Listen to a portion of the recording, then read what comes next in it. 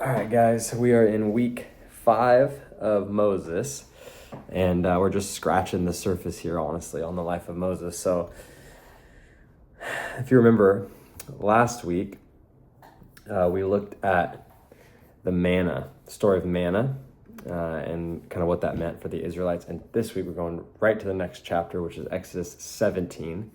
And I'm going to read to you Exodus 17, verse 8 to 16. This is like one of the few times, because the narrative is so short that I can read the whole thing. Usually it's too long. So here it is.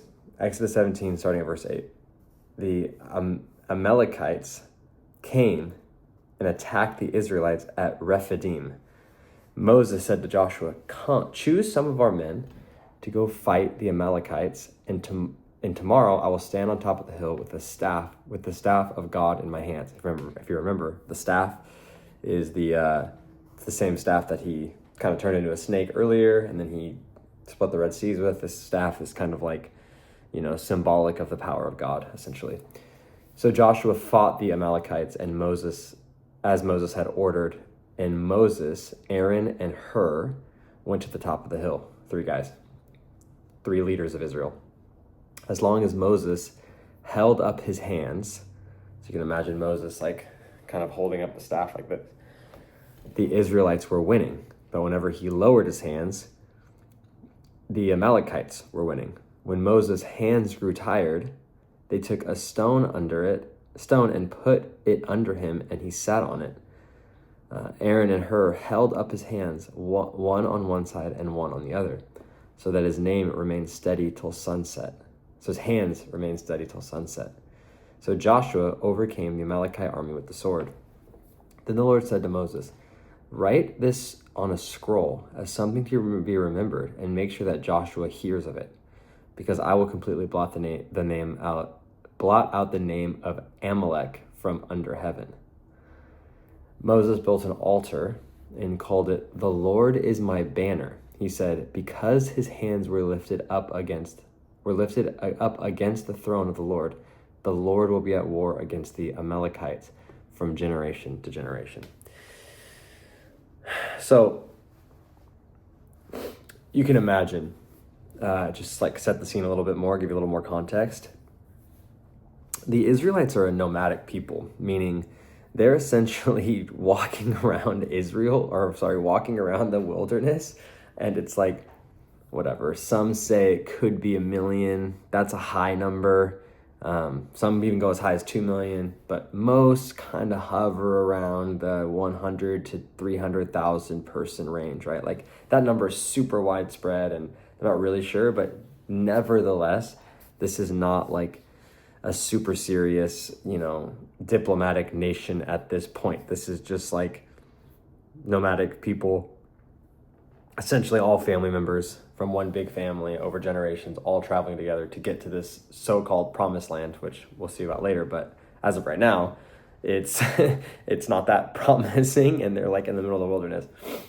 And the Amalekites, who are the people of this area, of this region, they don't like the Israelites, because the Israelites are an invasive population. Literally, they're coming into kind of their land, and they're seemingly, invading the Amalekite people. And essentially what happens is there's a war, there's a little battle, and what Moses does is he sends Joshua out, and then he brings out that staff. You guys remember the staff, the one I mentioned it, the one with the split the Red Seas, etc., and he holds his hands up. What's really interesting about this story is, like, could you imagine this situation? Like if you lower your hands, you lose the battle. If you raise your hands, you win the battle. I mean, like bring it into the context for today, right? Like let's just, and maybe not war. Let's just say, let's say you go to like your kid's soccer game, and like if you have your hands up, they're winning the game, and if you lower your hands, they lose the game, right? It's like you would just keep your hands up the whole game, right? And you would have people surrounding you that keep your hands up. But really, the like primary meat of this passage, like the main idea of this passage, is you need people around your life that want to see you fulfill God's call on your life. That's essentially what's happening here. You have Moses, who probably has some sense and recognizes that when he has his hands up, they're winning the war. But when he has his hands down, they're losing the war. And the people around Moses, Aaron and Hur, recognize this like phenomenon, almost like this miracle. And they're like, wow, we need to keep his hands up. And so they're doing everything they can to keep their hands up. I remember I was in a small group. This is probably a while back, and maybe like a year ago. And there were a couple of people who were going through some pretty difficult things. You know, some difficult things like whatever, loneliness in the situation they're in, some marriage stuff, family stuff like that. And the person who was facilitating the small group offered this story as an encouragement. And the encouragement was, you know, you need people in your life that can lift you up, that can hold you up.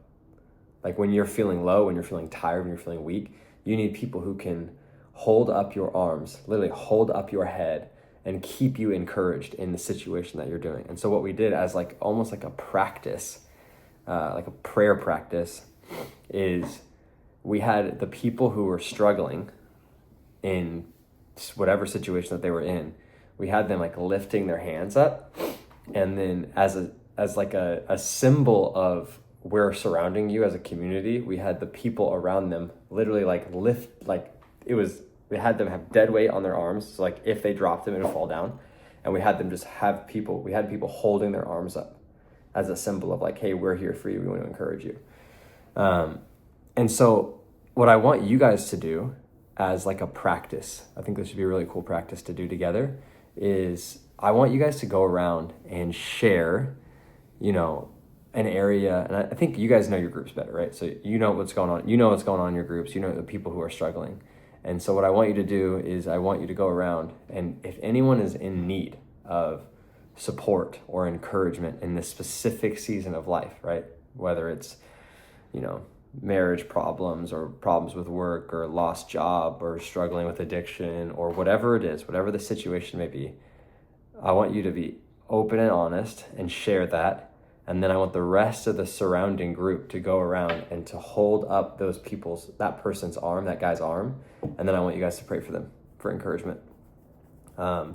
This is like a really, really profound practice. Remember the main purpose of this practice. 1 is to receive prayer, and 2, it is a physical reminder